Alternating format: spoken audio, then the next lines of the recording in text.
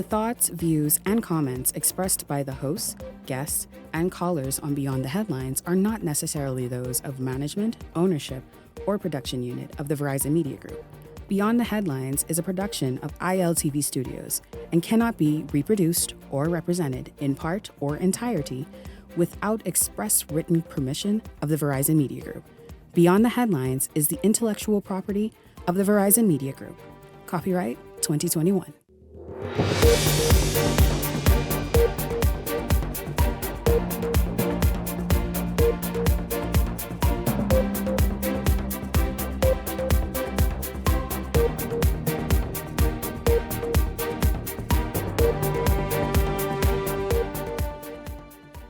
Straight ahead tonight, it's become one of the hot button issues this political season, the threat to the sacred document that says, I'm Bahamian, the passport. Tonight, is there really an increase in the number of fraudulent passports on the streets, or is the increase anecdotal?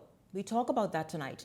Former Prime Minister Dr. Minnis says his political rivals in Killarney are attacking him. We shine a magnifying glass on Killarney and ask, who could it be or who could they be?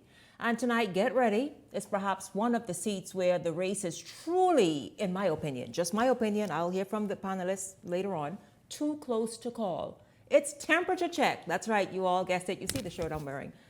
Guys, just zoom in right there. Temperature check, that's right. And this evening, Central Grand Bahama and the candidates who are working to get the majority vote. It's all straight ahead this evening. This is Beyond the Headlines. Good evening. I'm Shanique Miller. It's great to have you along this evening. Well, amid what appears to be an uptick in fraud cases involving Bahamian passports, Prime Minister Davis yesterday insisted that the integrity of the country's national identification document remains intact. And so tonight we ask, does it? How do you explain what appears to be new cases on a regular basis nowadays? Just showing up everywhere, according to some people. Well, joining me this evening is Chief Passport Officer Nicholas Simonet. By the way, an invitation was extended to the head of the Immigration Department. That individual obviously is not here this evening, and so we will continue. Nicholas, first of all, good evening to you. Great to have you here. You're always here willing to speak to the issues, to answer the most important questions for the Bahamian people, particularly in a season like this and where people are skittish about passport fraud and by extension foreigners just getting citizenship and getting this passport like handing out candy. Yeah. And so let's talk about this evening. Once again, welcome to Beyond the Headlines. Thank you. The Prime Minister spoke out yesterday defending the passport and affirming its integrity, yet the doubts and questions about that integrity and how it's getting into the hands of so many foreigners, especially, as someone said to me just this evening, Haitians, is proving vexing. Now, we both know it's more than Haitians getting this passport, but, Bahamians are really trained on that. But here's the first question for you, Nicholas. Does the Passport Office have an idea of how many legal passports are floating about and where those passports could be? So we know how many cases are before the courts that we've put there in recent times. We do know that. And let me just start off by saying that what is in the media hemisphere is actually inaccurate. There are 3 cases that are being referenced, and in 2 of those cases, passports are involved. And in those cases originated in the Passport Office. We uncovered those elements. Those are new documents that were issued. Those were documents that preceded us, but we get tips all the time. We get information. We've been working extremely close with our counterparts at NIB, Immigration, Registrar General's Office, and that relationship has allowed us to hone in on fraud of any type, right? And in this case, it's not passports being issued illegally or in an illegal manner from out the Passport Office. Mm-hmm. The first case with the father and the son, that case involves a fraudulent marriage certificate that allows the son to be entitled. That's the basis of that case. And again, the Passport Office detected that marriage certificate was fraudulent. Mm-hmm. Working with Immigration, we were able to flag the passport in all systems, whether it be Interpol, Border Patrol, and that's how these persons were captured and brought to justice. What we have to realize is that fraud didn't just start. Fraud existed from time immemorial, and I think I've been on the show at least 2 or 3 times, and we have indicated that In the past, there were filing cabinets of suspected fraudulent cases. What my team has been doing is working over the past 2 years to bring those cases into the system. You know why? We're able to now lock those people out. We're able to track them. We're able to make sure that those documents that are used and never used again. So when you say lock those people out, and congratulations, by the way, truly you have been one vocal, you've been transparent, and you have really been, we've been seeing people carded before, well, first shipped off to the police, and what happens after that, this is what you have been doing in that office now for the last few years. The mandate is accountability, and we're going to stand firm to that. This is my country. I'm 37 years old. And I want to see it progress for the better. And that better starts with me and also the staff that works along with me. So you ain't trying to somehow trick all of us and give I'm only here for a season. A whole group of a whole group of foreigners passports and make them the new Bahamians. This ain't what you're busy doing. No. Let me show you this. I told you from the first time I was on this show, any wrongdoing we turn over to the police, right? Good or bad, it's going to fall where it falls. And you've seen that. You've seen investigations lead to officers having to be removed from the office and brought before the courts. You've seen an uptick in people being held accountable and brought before the courts, and that is what the Bahamians should ask for. The Bahamian population should ask for. When these cases go before the courts, that doesn't mean that there's a new uptick in fraudulent cases. You know what that means? That means the passport office is doing its job. That means that we are holding people accountable. That means we're putting these things before the police so the police can investigate. That means the police investigation is leading to persons being charged before the courts. And that's how we weed out the corruption in our system. When you say that this filing cabinet that's been sitting there since before independence, that you've brought it in to investigate and ensure and then lock those people out if something is found obviously lacking and wanting, does that mean that they stand to never gain a Bahamian passport because they have been committing fraud or on the route to doing so? So if you're committing fraud, most likely you're trying to defraud the government and try to portray yourself as a Bahamian citizen, right, in most cases. And if you are found guilty of fraud and it is found that these documents that entitle you to Bahamian citizenship is fraudulent, then you're not entitled. It's just that. Our job isn't to be biased. Our job isn't to go against anybody. And I think, my record is clear. I tell everybody's situation is different. And trust me, documentation in this country is not clear cut. Affidavits pose a problem in all scenarios. We have Bahamians who have no formal documentation of themselves. True. Right? I've seen Bahamians with six affidavits, and I think we spoke about this before, 6 affidavits, and if you look at the 6 of them, they could all appear to be 6 different humans. So when we ask people to bring in documents to prove citizenship, school records, all these things, those documents help substantiate the information in an affidavit, right? In this case, the marriage certificate was fraudulent. Mm-hmm. The marriage certificate also was accompanied by authentication from the country of origins and also an authentication from our country, right? So it's not necessarily trust me, and we see documents from all over the world. So a document could be legitimate. The content can prove false. Is there evidence of an organized networks? For example, someone sent me overnight something where a woman, I don't know if she was of Haitian origin or Bahamian, in fact, I think Bahamian in the immigration department, charging $10,000 a pop for passports. Well, it probably won't be passports. It'll probably be documentation that would allow you to obtain or prove citizenship. Yes. Now, that's not my job. Right? I try to stay within my lane. Our job is to try to ensure that the passport office and its staff has everything it needs to be able to detect fraud and fraudulent documents, which isn't as easy as it sounds because there are documents that we see from all over the world. Bahamians are born everywhere. Bahamians speak all type of languages. Our citizenship laws are not clear-cut. It's not just simply being born in the Bahamas. It's not just simply being born to a Bahamian. There are nuances, there are jurisdictional elements that come into play, and those things have to be taken into account. So I can't judge somebody based on the language they speak. I have to judge them based on the merit of the documents they bring in. Mm-hmm. And on a daily basis, our office is forced to do research on documents that we have never seen before. Mm-hmm. right? Today, we had someone who brought in an adoption certificate and they were adopted at the age of 18.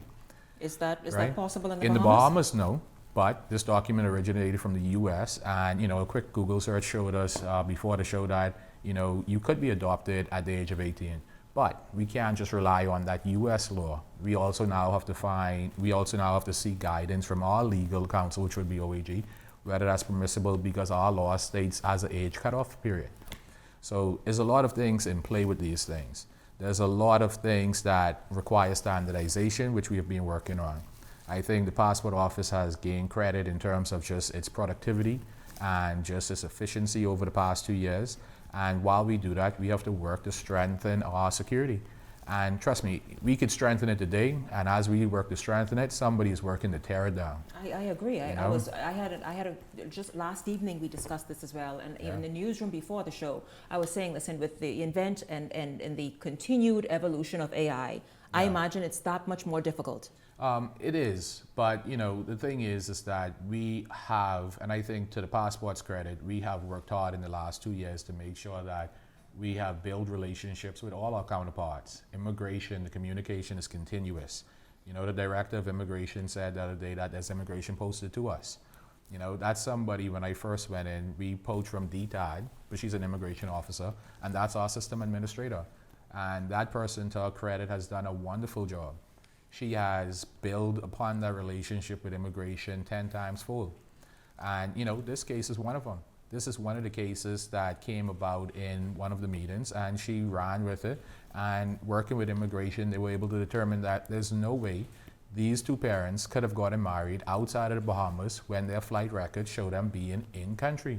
That's how this case originated, right? Mm-hmm. The next case that involved passport, that's an old case. Mm-hmm. That's a passport that's being renewed twice over. But we were able to determine that the documents used to obtain it originally was fraud. So you were saying, even for an individual who now holds a passport, because this is also an issue. Last evening, Glenroy said, listen, there are people all over the Bahamas with fraudulent passports and nobody know about them. You were saying that you all have flagged it, and when you catch up to it, even if it's years later... We don't have to catch up to it. We flag it in every system, and we'll find them. We drop the report to the police, and if the police don't find them, eventually they're going to turn up into one of the checkpoints and they're going to be held. So those metrics exist. And I think before, remember I explained that, there's about 6 to 8 steps you have to, every passport generally goes through, right?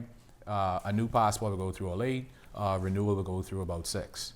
And those 6 steps still requires there to be a verification process there again. There was a time when the Passport Office that preceded me, where if you had a passport, it was just seen to be renewed, right? We did away with that. We did away with that because that reduced the security that the Passport Office had. And if that policy was still in place, these same applicants would have gotten away with it from time immemorial. But the problem is that we have a job to do, and the job is to secure the documentation and the issuance of it. And it's not, trust me, and I heard the question come up, and the Prime Minister's right. There's no risk of our security, of our passports being reduced because of these cases. What these cases show is our ability to detect fraudulent documentation. This shows an agency that's actually working, right? And not working in terms of finding out, working in terms of concluding the matter. Mm-hmm. And the only way to conclude it, the only way to bring about weed out any rings that there might be, is to let the police go and investigate, find out who all is involved, and let's just be done with it. Hold them accountable. Mm-hmm. Regardless of who they are. Regardless of who. What security measures are currently in place to prevent fraudulent passports from happening? I know before you discussed exactly a very stringent security system as it even relates to the book itself. Yeah. So the book itself have very stringent security features embedded in it. And those features change on a regular basis every 90 days. And the security regime in those books are governed by ICAO. The Bahamas right now is up to date on all standards. I think the only change we'll be making in the next 5 years in terms of ICAO regulations, requirements, would be changing some of the letters in it. right? So in all books, all e-passport books, there are certain requirements IK have, and just they're changing some of the codes of the letters. But those are minor fixes. In terms of the security and the keys that exist, we are compliant. We should be good until there's a next update in terms of ICAO regulations. But the standard that we're at, a lot of countries have to catch up to. So in that regards, I think we are in a great place. And I think that we have to ensure, we as Bahamians and all citizens in this country, we have to ensure that we do our parts. Because we put a lot of cases before the courts after we investigate based on tips.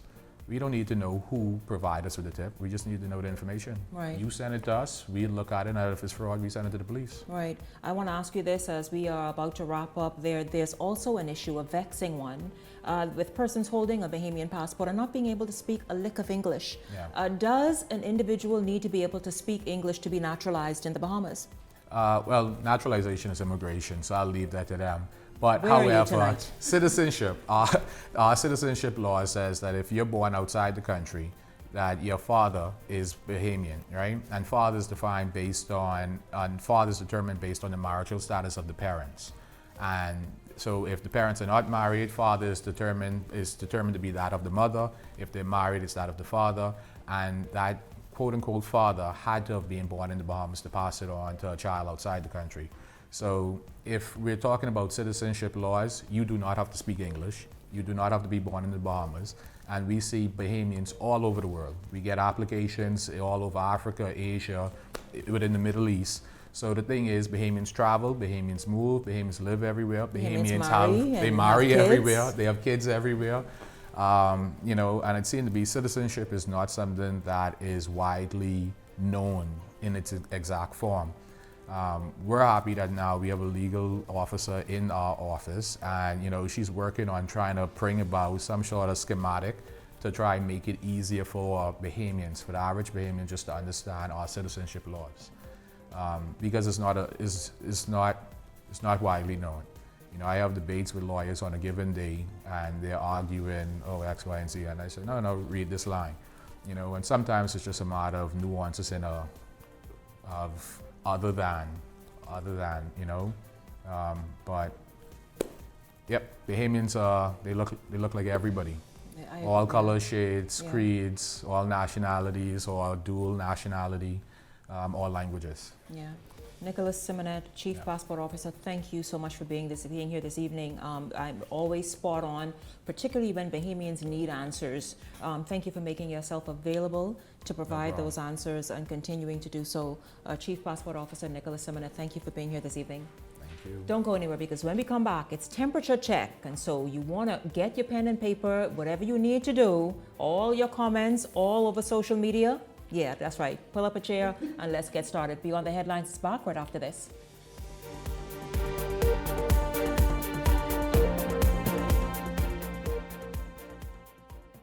Hey, it's your boy Charlie Bahama here at Superwash, Superwash's newest spokesmodel. And I'm here to tell you about Superwash's large capacity washers and dryers for all your big loads. I know I see that Charlie Banana coming here just now.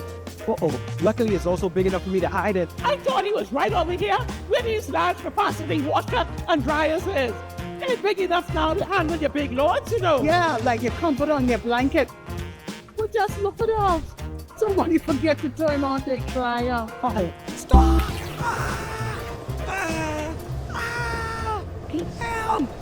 You hear something? Yeah, that's the sound of clean. Superwash washes you, presses you, and entertains you 24/7. Comfort Suites Paradise Island is the best-kept secret in the Bahamas. Located directly next door to the Atlantis Resort, you'll receive all the privileges of an Atlantis guest with all the benefits of a Comfort Suite stay. Enjoy everything Atlantis has to offer, including Aquaventure Water Park, plus all the amenities of Comfort Suites. Free Wi-Fi, free breakfast daily, and kids stay, play, and eat free. Visit ComfortSuitesPI.com. The Fox Foundation proudly presents the keynote speaker for the 3rd Annual Women's Entrepreneurship Initiative, this March 19th at 7 p.m. at the beautiful Bahama Resort. Get ready to be inspired by Randy Zuckerberg, tech innovator and the creator of Facebook Live.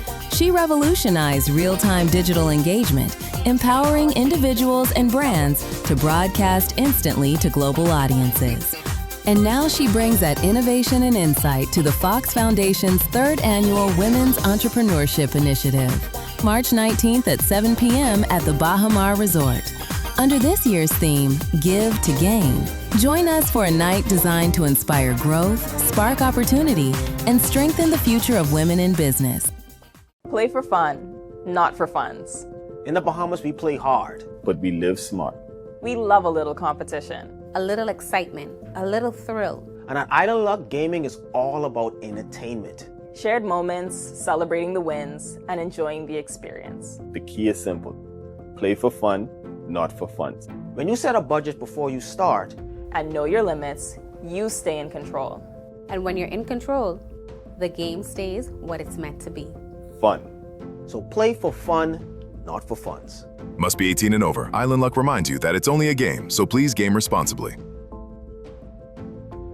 The race to 2026 is heating up, and the nation's voice is louder than ever.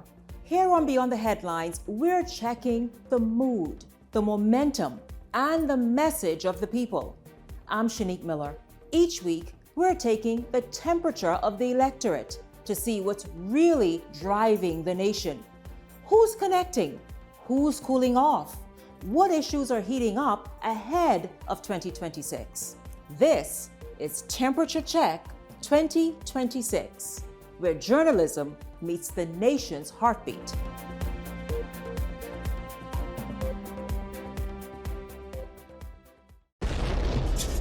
.5 is turning 8 years old. 103.5 The Beat and Keep the Vibe Alive Music Group presents The Beat Fest. It's a Bahamian musical experience on March 14th at The Pond. Doors open 7 p.m. sharp. Performing live, Shine, Stevie S, Mama D, Veronica Bishop, Funky D, all backed up by The Pond Band.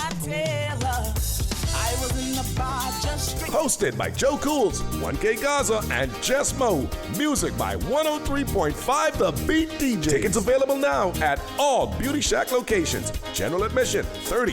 VIP, $75. Get your tickets early. Spots are limited. Sponsored by Mazzari International, The Plug, and The Beauty Shack.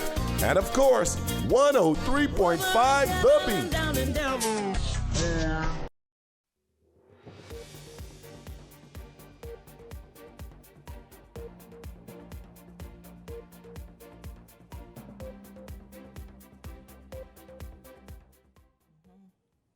Welcome back to Beyond the Headlines. It's good to have you all tuned in. Before we get to temperature check, there are a few stories I saw in the newscast that I want to get into. Former Prime Minister and Kalani Member of Parliament, Dr. Hubert Minnis, is accusing his political rivals in the Kalani constituency of spreading attacks against him as he mounts an independent bid for the seat, remaining tight-lipped, however, regarding the rivals' identity, while criticizing their alleged conduct on the campaign trail.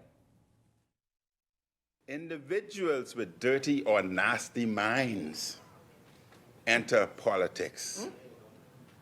And I say that is important for me to say, because while campaigning within the Kalani constituency, individuals who would be running against me have said very terrible things about me.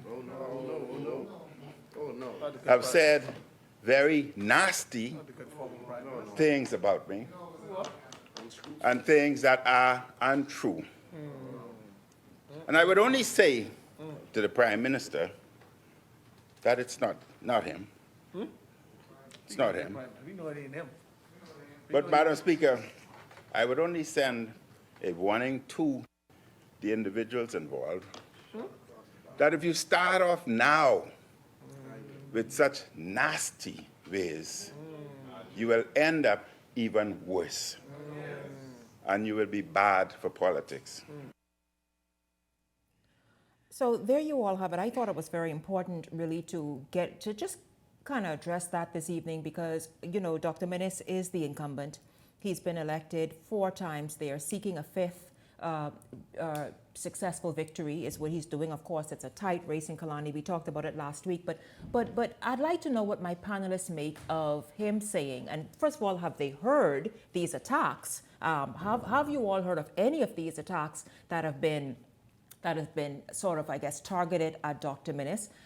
Who possibly is making the attacks? And so we're going to get right into it. And so, of course, welcome to Being on the Headlines, my contributors, Peggy Candace and Gabrielle Mackenzie Innias. Good evening to you, ladies. It's good to have you both here. Let's just jump right in. I hope you both are doing well. Let's just jump right in. Good evening, Shanique. Thank you so much for having me. Good evening, Bahamas. Shanique, I have not heard of any of those attacks, but now I am so curious. I am so interested, especially in Dr. Minnis. Just call the names, man. This election time, this the time and things to stir up. So I invite Dr. Minnis to please release these names so I can join in with the groans that were in the House Assembly. Call the names, please, sir, and then I will take it serious. Good evening, Shanique. Good evening, Bahamas. Good evening, those of you watching from all around the world. Whoop-de-doo! Whoop-de-doo. I haven't heard about it. What have you heard? What have you heard, Gabby? I haven't heard anything. I am here trying to figure out what my former good prime minister is talking about. You mean to tell me, Dr. Minnis, these people have no compassion? No heart? Where is their soul? Oh, Lord. I mean, I don't know. Why would they do such disparaging things? I can't see anyone doing that. Call a name so we can really have a conversation. Well, he did call one name. This. He said it's not the prime minister, so I don't know. Whoop-de-doo, Shanique. Whoop-de-doo. We want to know who it's not the prime minister. Who is it? Do we have to play Sherlock Holmes and kind of uncover the mystery of who got Well, I was trying to bring a magnifying glass. Had I known ahead of time, I perhaps would have bought one and go like this. But yeah, no, he left a lot of questions on the table because who is attacking him? Where are these attacks? What has been said? How ugly and nasty has it gotten? It's not the PLP. We are too focused on progress. You know what I want to say, Doctor. The country is sick. The country. I think the country needs immediate attention. I think they need immediate attention. They may need a different type of doctor, but they need a doctor maybe. What you think about that? They may need a doctor. I know which type of doctor. You know we got mental doctors now. Oh, so Jesus. It may be a mental thing. I don't know. Well, we'll continue to follow that. Gabrielle, you stay focused here on what's at hand. We'll continue to follow exactly what it is. Who's slinging mud at Dr. Minnis at this point right here? The date even ain't called yet. But speaking of the date, I'll tell you this. There are questions emerging about whether the nation's leader may already have a date in mind for the next general election. The speculation comes after comments from PLP Chairman Fred Mitchell, who appeared to suggest a possible timeline for when Bahamians could return to the polls. Some political observers now believe Prime Minister Davis could call the election as early as May, a month many voters are familiar with from past national elections. However, Davis has previously said that when the time comes, he will be the one to announce the date. This is a country that is facing a general election in the next few weeks, and it's likely that the election campaign is going to heat up, and the Bahamian people will be asked shortly who should govern them for the next 5 years. By any reckoning, that should be the PLP administration. We need a second term, not an F&M administration that surely says, when the people say jump, they say how high. These are serious times, and under no circumstances should Rupert Haywood, Michael Pintard, and all the other minions on their payroll be allowed to run the Bahamas again. Never. This is where the rubber meets the road. As we say to Michael Pintard and Rupert Haywood, no, no, no. You know what, Peggy and Gabrielle, I have a feeling that was just, when he said a few weeks, that was really just sort of a phrase, a way of putting that, listen, election is near. It really wasn't something that was literal, that I think. I mean, even if you think about it, literally, it's literally now because it is this year. The absolute maximum time they have to call it is October, which would go and coincide with the first sitting of the House of Assembly when they were elected. So that would be in October. And October isn't as far away as we think, even if they were to take it all the way there, which of course, political analysts, political observers, commentators, we don't think that's going to happen. No one thinks that's going to happen. Most Bahamians think it would be in the month of May. Everywhere I go, people say, election in May. I say, you know that? And they are almost positive, and they have their reasoning before the next budget. This was done previously, and it made more sense for the new administration to produce the new budget for 2026-27. And so whenever it is, be ye ready. Go register, go verify, take part in this beautiful That's actually process. A really, really great point, because after the election is called, when the Prime Minister prorogues the House, people don't think that you can just go, oh my God, he called the election, you will not be on the register. I am so sorry. They'll give you a voter's card, but you will not be eligible to vote in the election should he call the date. Those in Golden Isles have already saw that happen for those last minute people who tried to register.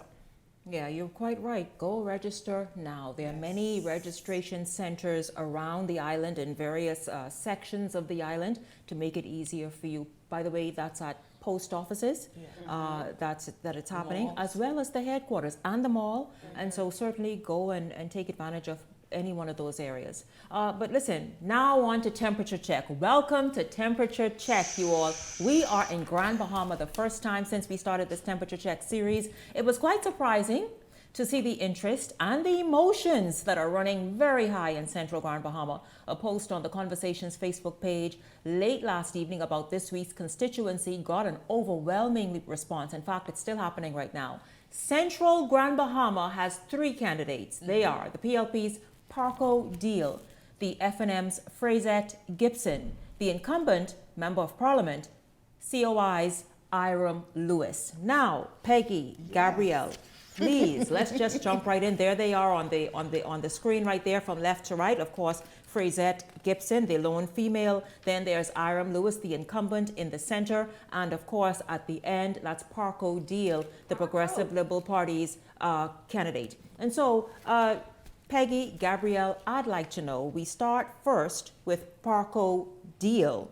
What is it that you all have discovered, have heard, understand Parco Deal to be, what he's doing, the impression that he's making on the ground in Central Grand Bahama? Okay, Mr. Deal, I mean, I've gotten exciting responses. This time I actually spoke to people concerning Congratulations. and he have a very, very informative Facebook page. Mr. Deal is an attorney at law, natural Grand Bahamian. He owns his own law firm. He's no stranger to politics in Grand Bahama because he was an aspiring candidate for the by-election, I think 2 or so years ago, Western and Bimini. He's also been on the council in Grand Bahama in this area. Mr. Deal has been appointed director on the BTC board 2022. He's a family man, strong, supportive family. When you say council, what do you mean? Local government council? Yes. Okay. Yes. He has a program. This is what he's doing now. He has a program in Central Grand Bahama for the students. It's called Head Start. It's a free online training for BJCs. He's making great use of social media when it comes to... You've seen him? Yes. When it comes to supporting young people, because he has sons who are in sports, and so he's very well involved in his community. He also, which was interesting to see on his Facebook page, you can find some of the goals he has as the future Member of Parliament for Central Grand Bahama. He wants the partnership with central government, maintain, upkeep, and beautification of his constituency, continuing the support for students academically and sports programs. And one of the very most important one of his plans is the focus on the revitalization of the local economy. He is receiving strong report.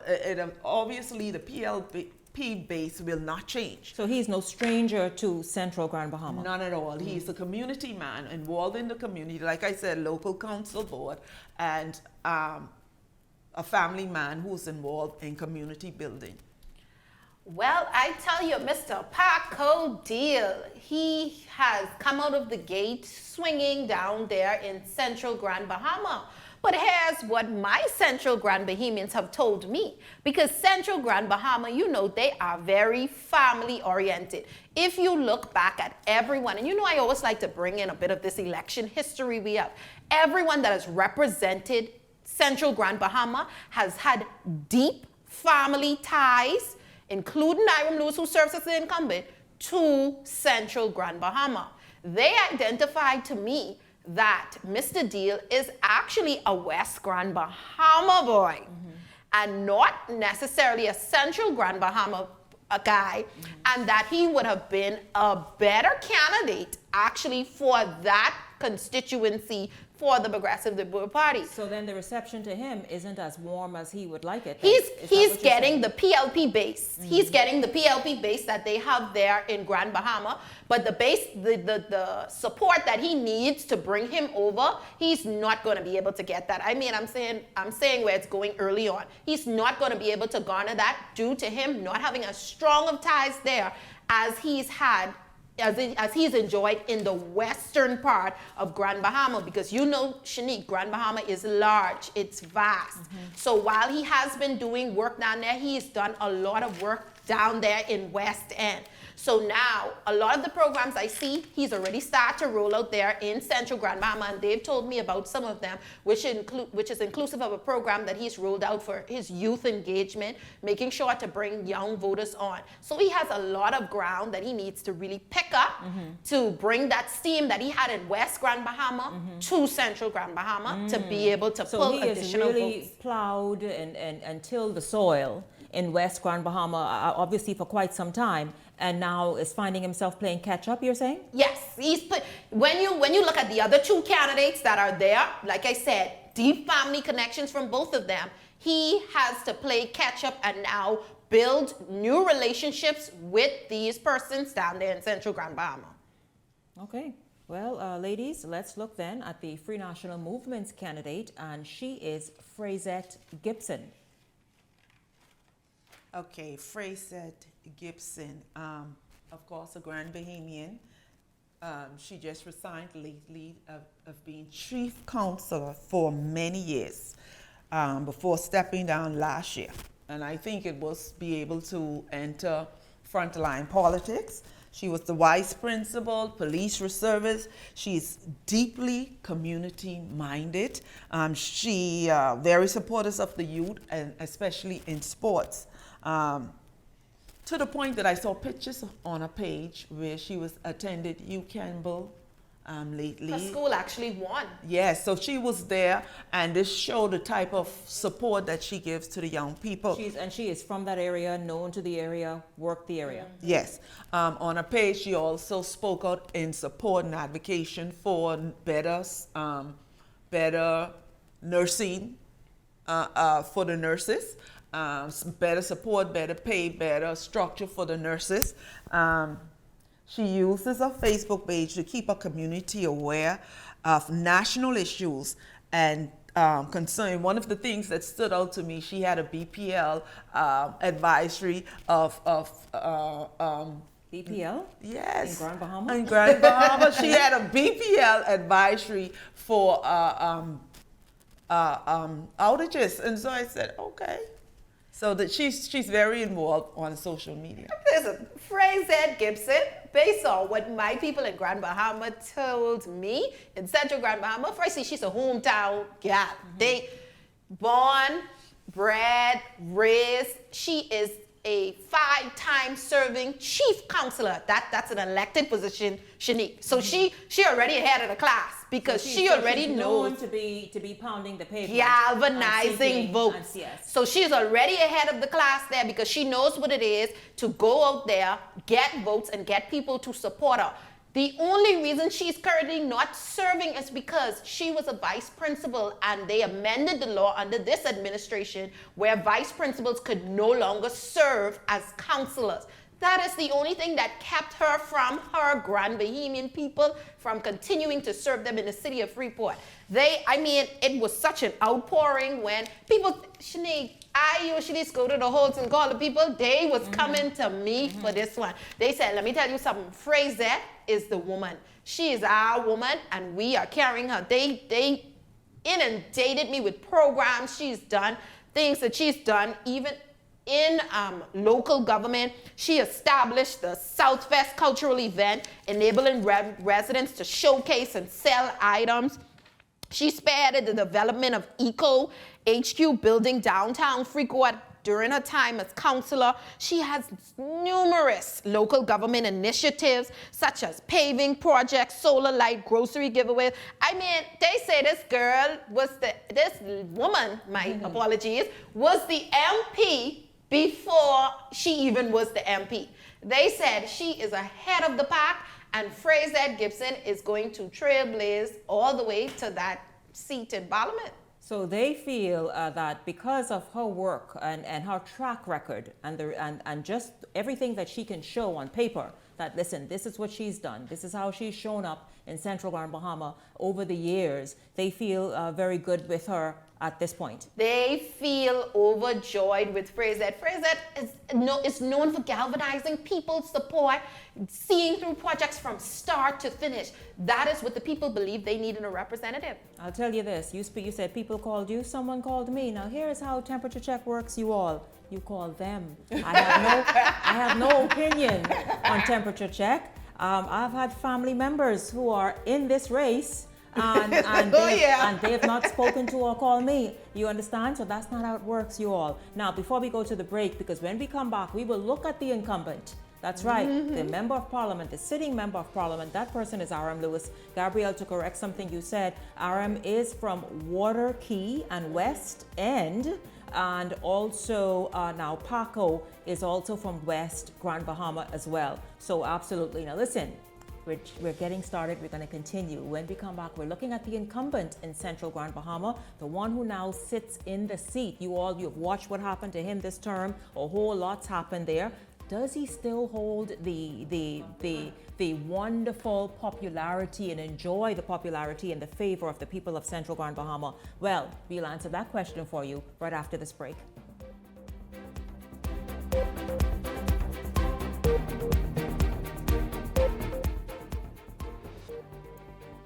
Hey, it's time to lock in your vote.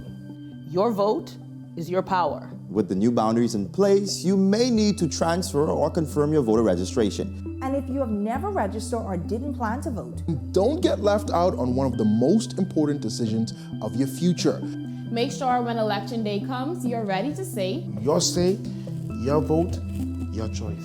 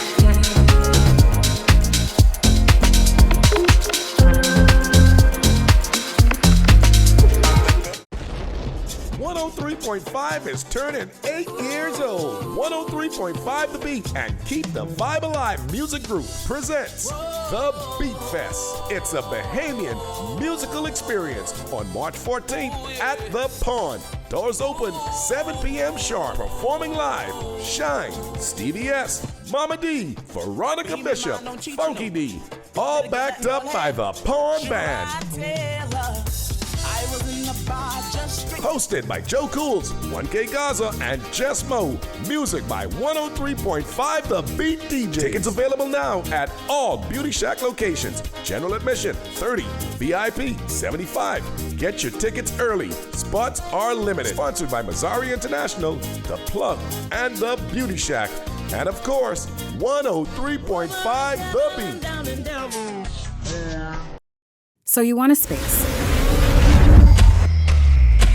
But not just any space. You need something with a little more potential. So how about 1,000 square feet of room to play with?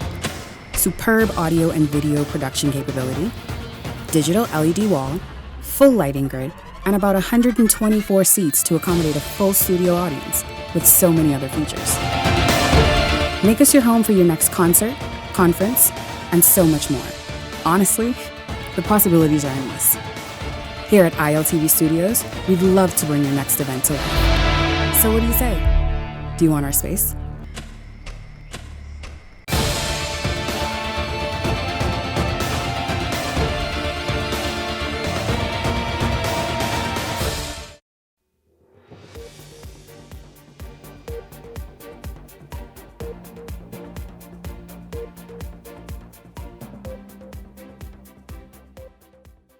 Welcome back to Beyond the Headlines. It's Temperature Check. This Wednesday, we are focusing in on Central Grand Bahama. We've already discussed and talked about the PLP's candidate, Parco Deal. We have already discussed and looked at the Free National Movement's candidate, Frazette Gibson. And now we turn our attention to the incumbent, the Coalition of Independents candidate, Aram Lewis. They are the photographs there on the screen of all three candidates. Of course, you all can easily identify the female. She's the lone female in the race. And of course, to the right with the yellow tie, that's Parco Deal. And now we are going to speak about and just kind of gauge and give a report card and hear what the people are saying about Aram Lewis, the incumbent, the Member of Parliament in Central Grand Bahama tonight. So Mr. Lewis is such a special case in this general election in Central Grand Bahama. We all know that he started his political career. He was elected in 2017 and again in 2021 under the Free National Movement banner, which is an important point. On the 2nd of April 2025, almost a year ago, Mr. Lewis resigned from the Free National Movement, saying because of erosion of trust, lack of support, and a sense of unease over direction his party was headed, so he abandoned ship. And doing so, he joined and became the first Member of Parliament for COI, which is a very peculiar dynamics. Mr. Lewis is known for its passion for food security, backyard farming, of course, sports. He is known also for distribution of grocery to the less fortunate. These are things that he does in Central Grand Bahama? Central Grand Bahama. As MP? As Member of Parliament. And grocery to the young, less fortunate and the elderly, sick, shut-in. And he operated a farmer's market. I was told that it is not as active as it used to be, and if managed properly, it was a good way that neighbors came out to support each other, selling products and goods to each other. And so it has the potential, that's what I was told, it has the potential and used to be a very good source of generating income in the community. So, Mr. Aram Lewis, Member of Parliament for Central Grand Bahama, two-time elected under the Free National Movement's banner, who decided to cross the floor. And I want to echo the sentiments of Peggy tonight in a very peculiar manner. Didn't just go independent and remain there, but decided that he would throw his support, weight, and candidacy behind the coalition of independents. Well, here's what his constituents had to say to me about that. They did not elect him under the Coalition of Independents banner.